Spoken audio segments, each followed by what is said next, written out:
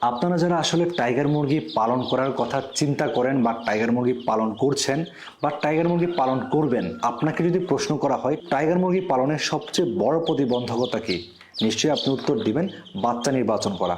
কেননা আপনারা জানেন টাইগার মুরগি পালনের ক্ষেত্রে যদি সঠিক বাচ্চাটি আপনারা নির্বাচন করতে না পারেন তাহলে কিন্তু খামার শুরু করার আগে আপনার খামারটি ধ্বংস হয়ে যাবে বা শেষ হয়ে যাবে, কেননা আপনি সঠিক জাতি নির্বাচন করতে পারেননি।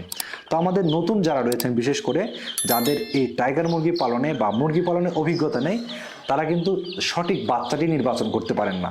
তো আজকে আমরা আমাদের পাশে একজন উদ্যোক্তা ভাই রয়েছেন, ওনার কাছ থেকে আমরা জানবো আসলে কোন কোন লক্ষণগুলো দেখলে বা কিভাবে আপনারা বুঝবেন এটি অরিজিনাল টাইগার মুরগির বাচ্চা কিনা বা কোন সহজ পদ্ধতিতে আপনারা টাইগার মুরগির বাচ্চা চিনতে পারবেন সেই বিষয়ে আমরা জানবো। এবং অরিজিনাল টাইগার মুরগির বাচ্চা আপনারা কোথা থেকে কিভাবে সংগ্রহ করলে আপনারা প্রতারিত হবেন না সেই বিষয়ে জানবো আমাদের আজকের উদ্যোক্তা ভাইয়ের কাছ থেকে। আসসালামু আলাইকুম ভাইয়া। ওয়ালাইকুম আসসালাম ভাই, ভালো আছেন? আলহামদুলিল্লাহ, আপনি কেমন আছেন? জি আলহামদুলিল্লাহ ভাই, ভালো আছি। আচ্ছা, আমরা তো আজকে সামনে অনেকগুলো মুরগির বাচ্চা নিয়ে বসে আছি, তো এগুলা কি জাতের মুরগি? এটা হচ্ছে টাইগার মুরগির বাচ্চা, এ গ্রেড বাচ্চা এবং 1 নম্বর এ গ্রেড টাইগার মুরগির বাচ্চা। আচ্ছা, আমরা তো এখানে এগুলা নিয়ে বসেছি, তো আমরা যেটা দেখলাম আপনার ওইখানে হচ্ছে ব্রোডার শেডে হচ্ছে কারেন্ট, ওই রুমে কারেন্ট না থাকার কারণে আমাদের এখানে আসতে হয়েছে। তো ওইখান থেকে যে বাচ্চাগুলো ছিল আর এখানে যে বাচ্চা, দুটো তো সেমই? জি, একবার এ গ্রেড বাচ্চা। তো এ গ্রেড এবং বি গ্রেড দুইটা পার্থক্য থাকে, এখন এটা পার্থক্যটা যদি আমাদেরকে একটু বুঝিয়ে বলতেন, যেহেতু এ গ্রেডের বলছেন।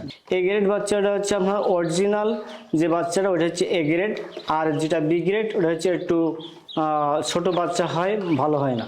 আচ্ছা আচ্ছা, তো আমাদের নতুন যারা টাইগার মুরগি পালন করে বা যারা আমার মতো অনভিজ্ঞ, মানে এর কোনো ধারণাই নাই, তারা আসলে কোন লক্ষণগুলো দেখলে সহজে বুঝতে পারবে যে এটা টাইগার মুরগির বাচ্চা? আমাদেরকে একটু আসলে ধাপগুলো যদি একটু বলতেন।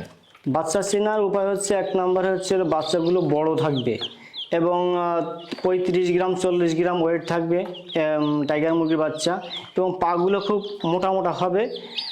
আপনারা বাচ্চাগুলো দেখতে খুব দুষ্টপুষ্ট সুন্দর, এবং ঠোঁটগুলো খুব মোটা মোটা বড় বড় হয় এই বাচ্চাগুলোর। অন্য বাচ্চার থেকে এই বাচ্চাগুলো অল্প দিনে বড় হয়ে যায়, এবং অন্য বাচ্চা যেরকম এর সময় বেশি লাগে, 1 সপ্তাহ যতটুকু পারে, এই বাচ্চাটা 3 দিনে তার ডবল হয়ে যায়। মানে হচ্ছে আপনি যেটা বলছেন অন্যান্য বাচ্চার চেয়ে এটার ওজন বেশি থাকে? ওজন বেশি থাকে এবং বড় হয়ে যায়। বড় হয়, আচ্ছা এটা একটা বুঝলাম। ধরেন আমি একটা সোনালী জাতের একটা মুরগির 5 দিন বয়সে একটা বাচ্চা নিলাম, জি, আর এটারও কয়দিন বয়সে বাচ্চা নিলে সেম হয়ে যাবে?